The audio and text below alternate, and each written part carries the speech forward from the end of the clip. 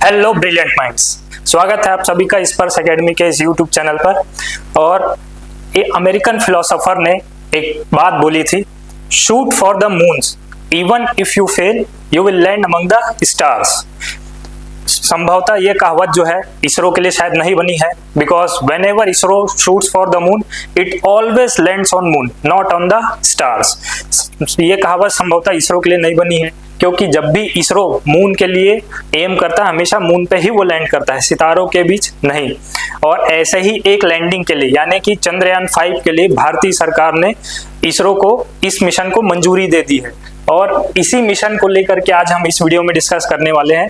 और जब हमने बात उठा ही दी है चंद्रयान की, तो इसके साथ जितने मिशन भारत के कंप्लीट हो चुके हैं यानी कि चंद्रयान 1, 2, 3 और आने वाले अपकमिंग मिशंस यानी कि चंद्रयान 4 और 5, ये पांचों को हम यहाँ पर थोड़ा डिटेल में देखने की कोशिश करेंगे कि आखिर हैं क्या। तो चलिए एक एक करके शुरू करते हैं। अभी हाल में ही यानी कि 13 मार्च को भारतीय सरकार ने इसरो के चंद्रयान 5 मिशन को मंजूरी दी है।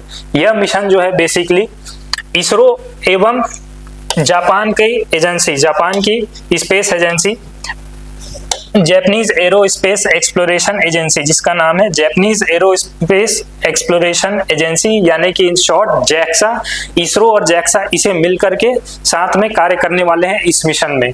और इस मिशन का एक और नाम जो रखा गया है वह है LUPEX. LUPEX stands for lunar polar exploration mission, lunar polar exploration mission. और यह जो मिशन है यह बेसिकली मून के साउथ पोल पर ही सेंट्रिक होगा, यानी कि चंद्रमा के दक्षिणी ध्रुव पर ही यह केंद्रित मिशन है। और इन मिशंस के सबसे खास बात जो है, इसका रोवर जो है इस बार 250 केजी का होने वाला है। इस बार इसका रोवर जो है वह 250 केजी का होने वाला है, जो कि चंद्रयान 3 के प्रज्ञान रोवर जो कि 25 किलो था उससे 10 गुना ज्यादा वजन का होगा। ये अभी की डिटेल है, हो सकता है ये भविष्य में लगभग 300 साढ़े 300 किलो का भी आपको देखने को मिल सकता है। अच्छा, इसका क्या मतलब है? इसका मतलब ये वजन बढ़ रहा है इन द सेंस, हो सकता है कि वह ज्यादा हैवी मशीनरी, ज्यादा हैवी इंस्ट्रूमेंट्स वो मून पर ले जा रहे हैं। इससे होगा ये कि अन्वेषण में और भी बहुत गहराई से अन्वेषण किया जा सकेगा, यानी कि और डीपली जो है मून के आप कह सकते हैं मून सरफेस या लूनर सरफेस के और अच्छे से रिसर्च की जा सकेगी। इसीलिए यह जो है इस रोवर को इस बार थोड़ा एडवांस वर्जन का बनाया जा रहा है। और इसके साथ ही और हम इसके डिटेल्स के बारे में देखते हैं कि इस चंद्रयान 5 के आखिर उद्देश्य क्या है। इन चंद्रयान 5 के उद्देश्य क्या है ये भी हम एक एक करके देखने चलते हैं। सबसे पहला यह है कि चंद्रमा में मौजूद पानी की मात्रा और उसकी गुणवत्ता का निर्धारण करना। यह जो आपका मून के साउथ पोल पर जो यह चंद्र 5 यान जो जाने वाला है, चंद्रयान 5 जो जाने वाला है, उस साउथ पोल पर बहुत सारे एरियाज ऐसे हैं जो कि परमानेंटली शैडोड एरिया के अंतर्गत आते हैं। परमानेंटली शैडोड एरिया क्या है? यह वे ऐसे क्षेत्र हैं जहां पर सूर्य की किरणें नहीं पहुंचती हैं। सूर्य की किरणें नहीं पहुंचेंगी तो वह क्षेत्र वैसे ही ठंडा होगा। इसीलिए वहां पर यह सोचा जाता है कि वहां पर जो पानी है वह वाटर आइस की फॉर्म में हमको मिल सकता है। और एक बार हमें यह वाटर आइस मिल गया, उसकी संरचना मिल गई, तो हम यह भी पता लगा सकते हैं कि उसे पानी के रूप में कैसे एक्सट्रैक्ट किया जाएगा। और फिर उसके साथ ही जैसे ही हम वहां से पानी एक्सट्रैक्ट कर पाएंगे, चंद्रमा में मानव बसाहट की एक संभावना जो है वह और भी प्रगाढ़ रूप से हमारे सामने आ जाएगी। और इसके साथ ही चंद्रमा के दक्षिणी ध्रुव क्षेत्र का और विस्तृत अन्वेषण करेंगे, किस प्रकार से उसकी मिट्टी, चट्टान संरचना, वहां पर क्या मिनरल्स हैं, उसके इन्वेस्टिगेशन, उसके रिसर्च वगैरह। यह चंद्रमा की मिट्टी का भी एक बहुत बड़ा एक आप कह सकते हैं रिसर्च होने वाला है। बहुत पहले ही, आज से लगभग 3 या 4 साल पहले ये भी एक खबर आई थी कि इसरो जो है चंद्रमा के मिट्टी से ब्रिक्स बनाने की सोच रहे हैं, ईंट बनाने की। जब वहां पर मानव बसाहटें होंगी तो किसी न किसी चीज से तो वहां पर भी इंफ्रास्ट्रक्चर डेवलप किया जाएगा, तो उसके लिए ईंट बनाने के लिए भी इसरो ने प्लानिंग की है। केवल इसरो ही नहीं, चाइना, नासा, इन सभी ने प्लानिंग कर रखी है। या अब बात आ रही है वह है रिसर्च की, चंद्रमा के सॉइल्स की रिसर्च भी इसमें की जाएगी, साथ ही मिनरल्स की भी यहाँ पर रिसर्च की जाएगी। और इसके साथ साथ इसके सतह की संरचना और इसकी तापमान भिन्नता यानी कि सरफेस टेम्परेचर वेरिएशन कैसा है मून लूनर सरफेस का, वह भी, साथ में ज्वालामुखी गतिविधि और टेक्टोनिक मूवमेंट्स का भी यहाँ पर अध्ययन किया जाएगा इस मिशन के द्वारा। और साथ में यहाँ पर हीलियम 3 जैसे संभावित संसाधनों की जांच की जाएगी। हीलियम 3 क्या संसाधन है? हीलियम 3 का उपयोग न्यूक्लियर एनर्जी के थ्रू पावर जनरेशन में किया जा सकता है। साथ ही कूलिंग एजेंट के रूप में भी इसका उपयोग होता है, सुपर कंडक्टिंग के रूप में भी इसका इस्तेमाल किया जा सकता है। इस प्रकार से इसके बहुत सारे एप्लीकेशंस है हीलियम 3 के। हीलियम 3 आप यदि अर्थ में देखें, प्लेनेट अर्थ में देखें, तो हीलियम 3 बहुत ही लिमिटेड क्वांटिटी में है, बहुत ही लिमिटेड, बहुत ही सीमित मात्रा में है, परंतु चंद्रमा में यह थोड़े अबेंडेंस में पाए जाते हैं। तो यह एक तरीके का मिशन है जिसमें एक संभावना यह भी हो सकती है कि हम वहां जाएं और वहां से हीलियम 3 जो है अधिक मात्रा में यहाँ लेकर के आए। इस हीलियम 3 की पावर जनरेशन कैपेसिटी जो वर्तमान न्यूक्लियर टेक्नोलॉजी हम उसे यूज करते हैं, जो एनरिच्ड यूरेनियम हम यूज करते हैं, उससे बहुत ही अधिक है।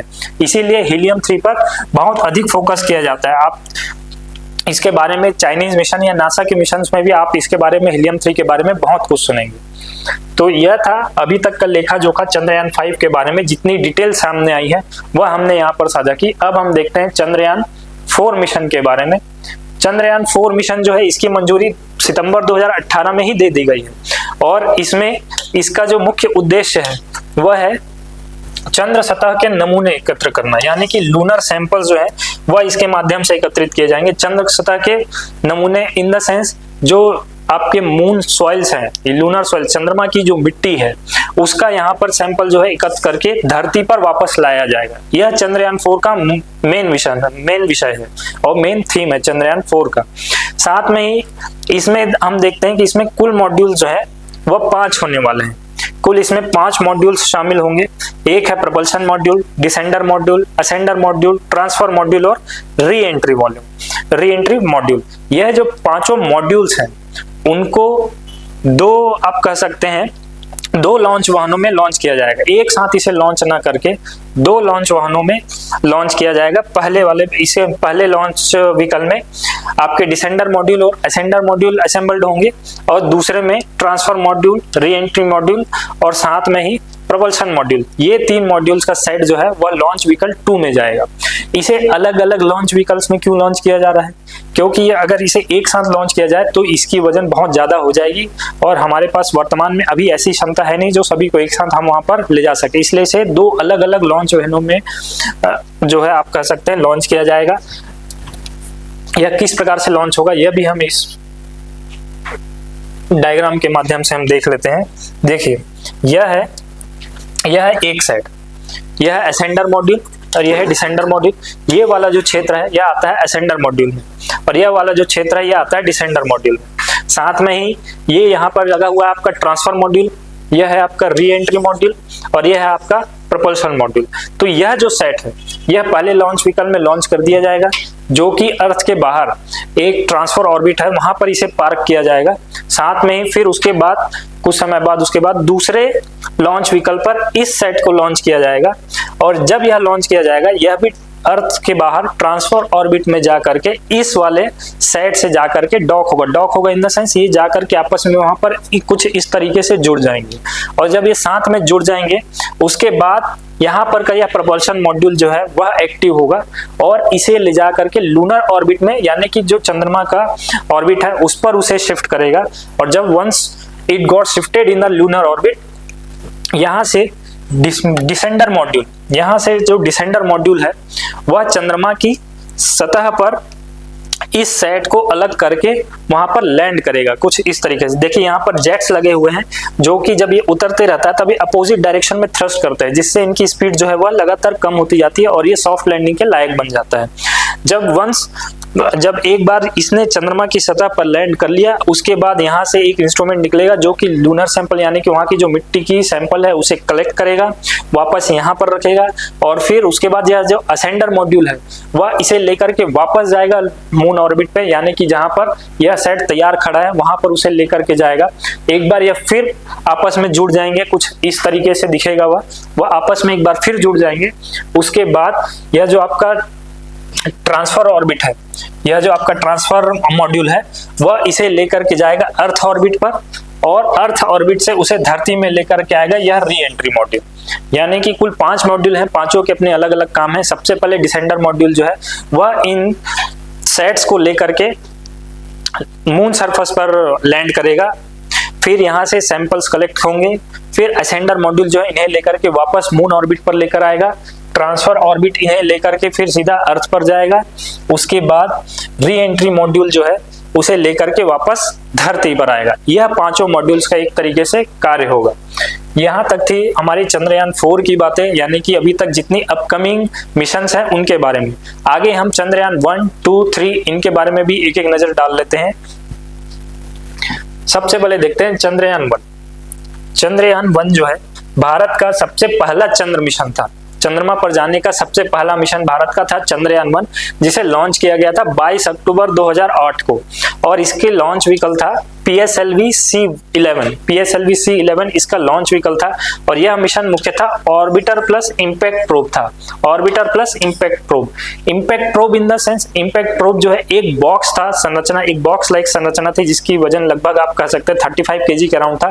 इसे 100 किलोमीटर की ऊंचाई से चंद्रमा की सतह पर गिराया गया था। हमारा एम ही था कि यह लैंड होकर के सीधा क्रैश लैंडिंग हो, यानी कि यह चंद्रमा की सतह पर गिरे, चंद्रमा की धरती पर गिरे।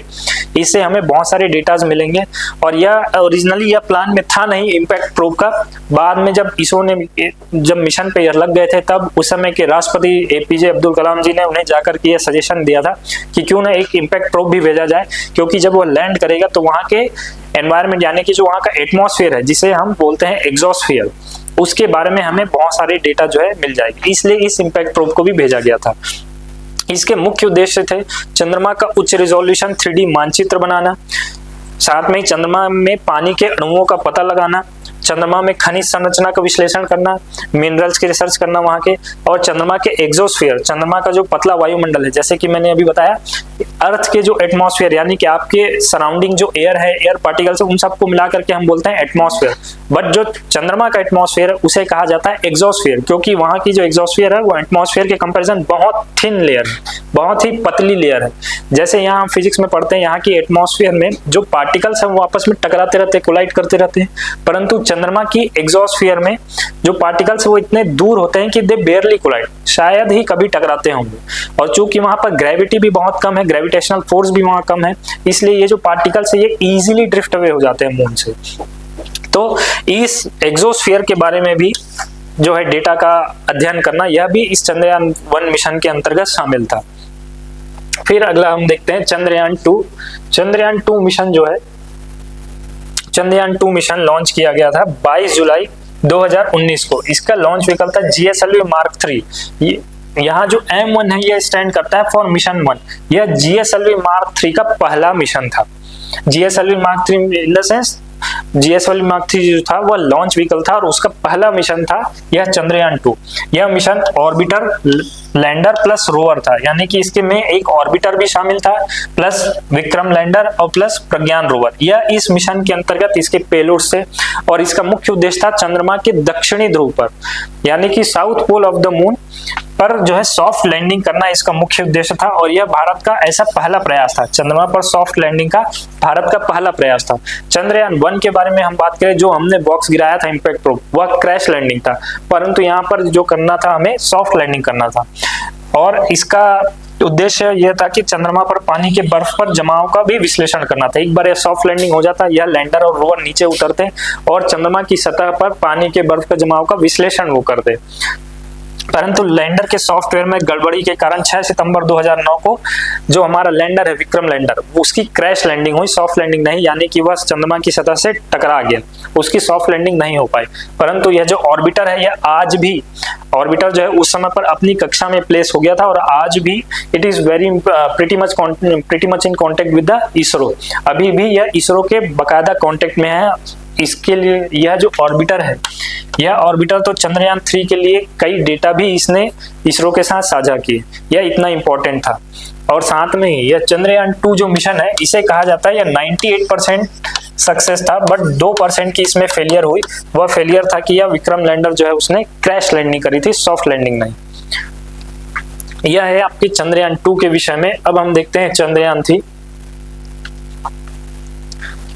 चंद्रयान 3 मिशन की लॉन्चिंग की गई थी 14 जुलाई 2023 को, जिसकी लैंडिंग हुई 23 अगस्त 2023 को। हमने अभी देखा चंद्रयान 2 में इसकी क्रैश लैंडिंग हुई थी विक्रम लैंडर की, परंतु यहाँ पर सॉफ्ट लैंडिंग का हमने यहाँ पर टारगेट बनाया था और इसे अचीव करने में हम सफल रहे, और ऐसी सॉफ्ट लैंडिंग हुई 23 अगस्त 2023 को। इसका लॉन्च व्हीकल था LVM-3। यह LVM-3 जो है यह GSLV Mark 3 का ही नया नाम है। यह ओरिजिनली GSLV Mark 3 है, केवल इसका नाम परिवर्तित करके अब LVM-3 कर दिया गया है। यह मिशन जो था यह लैंडर और रोवर था। इसमें जो पेलोड्स यानी कि मुख्यतः थे लैंडर और रोवर, इसमें ऑर्बिटर नहीं भेजा गया था क्योंकि ऑर्बिटर हमारा चंद्रयान 2 वाला जो है वो ऑलरेडी वर्क कर रहा था। अब चंद्रयान 2 की विफलता के बाद चंद्रमा के दक्षिण ध्रुव पर इसका सफलतापूर्वक इसने सॉफ्ट लैंडिंग करी। फिर चंद्रमा के आपके सतह यानी कि वहां की जो लूनर सॉइल्स है उसका पता लगाने के लिए प्रज्ञान रोवर की सतह, यह जो है वह वहीं पर डिस्क्रिप्शन दे रहा है कि जैसे ही हमने वहां पर सतह पर उतरा, विक्रम लैंडर ने सॉफ्ट लैंडिंग की, उससे प्रज्ञान रोवर निकल करके चंद्रमा की सतह पर लगभग इसने 100 मीटर की दूरी तय की थी। यह एक रिमार्केबल अचीवमेंट थी भारत के लिए। और इसके साथ ही उसने भूकंपीय गतिविधि यानी कि वहां पर जो सिस्मिक मूवमेंट्स है, साथ में मिट्टी की संरचना और तापमान का भी विश्लेषण करना यानी कि सरफेस टेम्परेचर वेरिएशन जो है, इन सभी मामलों का भी अध्ययन करना इस चंद्रयान 3 के मिशन में शामिल था, जो ये अभी भी काम कर रहा है। इसका ऑर्बिटर जो है वह अभी तक काम कर रहा है चंद्रयान 2 का। यह जो आपके कह सकते हैं लैंडर और रोवर, यह यहाँ पर 14 डेज के लिए वहां पर भेजे गए थे, क्योंकि दक्षिणी ध्रुव में जो एक सौर दिवस होता है 14 दिन का होता है। 14 दिन के लिए वहां पर रात होती है, 14 दिन के लिए वहां पर दिन होती है। तो यह 14 डेज के लिए था। यह मिशन अब एक्टिव मोड में नहीं है, खासकर लैंडर और रोवर, परंतु चंद्रयान 2 का जो ऑर्बिटर है वह अभी भी इसरो के साथ कांटेक्ट में है। अपने पथ पर वो अभी भी चंद्रमा की परिक्रमा लगातार कर रहा है। तो यह था हमारे चंद्रयान मिशन के बारे में पूरी डिटेल। और यह इस वीडियो का अंत भले ही हो, परंतु यह इसरो की एक कह सकते हैं हमारी शुरुआत है, क्योंकि एस सोमनाथ जी जो कि हमारे इसरो के पूर्व चेयरमैन थे, उन्होंने कहा था कि हमें चंद्रयान की लगातार सीरीज भेजनी होगी। क्यों? क्योंकि इसरो वर्ष 2040 तक चंद्रमा में एक क्रू मिशन लॉन्च करने की योजना बना रहा है। यानी कि इस योजना अंतर्गत कई भारतीयों को, मतलब आप कह सकते हैं 2 या 3 भारतीयों की एक टीम बनेगी जो जाकर के लूनर सरफेस पे यानी कि चंद्रमा की धरती पर उनको लैंड कराना है, चंद्रमा की धरती पर भारतीयों को उतारना। यह इसकी योजना इसरो ने बना रखी है।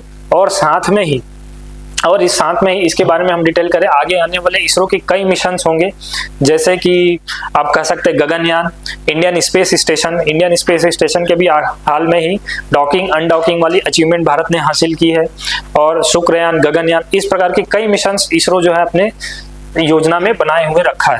तो इन बारे में जैसे ही अपडेट मिलेंगे हम लगातार आपसे चर्चा करेंगे। तब तक के लिए यही है इस वीडियो का अंत। मिलते हैं आपसे अगली वीडियो में, तब तक देखते रहिए, पढ़ते रहिए और सीखते रहिए।